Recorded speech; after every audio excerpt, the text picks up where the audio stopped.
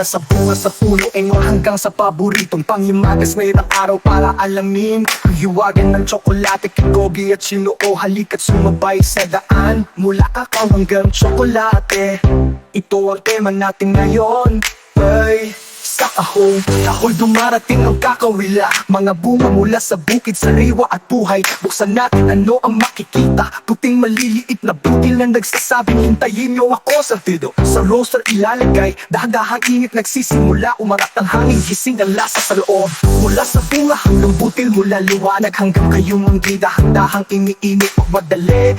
Habang susundan natin ng daan, ganito nagsisimula ang araw ng tsokolate. Inumisa at kinibili ng inihandang butil mula sa matigas at magas pang nagiging makinis sa loob, pulbos tungo sa pasta. Abangan ngayon nagbabago ang tekstura, tingnan mo nga. Masyadong mainit, masyadong malapot, ay naku ate, bawasan ng init. Ngayon kumikinang at maliwanag kay kilingin ng dahan-dahan at pagkaya ng init. Iyon ang sikreto sa makinis na tsokolate. Huwag masyadong mabilis, huwag masyadong mabagal. Ang balanse ang nagpapalabas ng tsokolate. Dumagdag ang gatas at asukal ng matamis. Titner, haluin ng dahan-dahan, damhin ng ritmo. Paikot at makinis ang paghahalo. Perfectong balanse, unti-unti nang lumilitaw.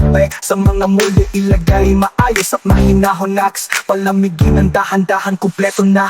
Haluin ng tama at palamigin ng mainate. Ganito nakakamit ng tsokolate. Ang ganda makinis at kumikis na gawa sa pagmamahal. Perfectong hiwaga mula sa itaas.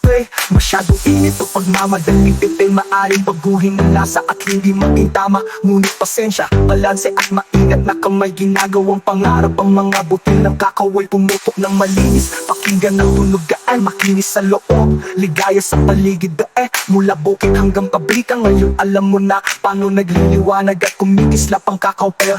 Kasama sinagogi at sinoo, masaya at matalino. Aghamat sining ang tsokolate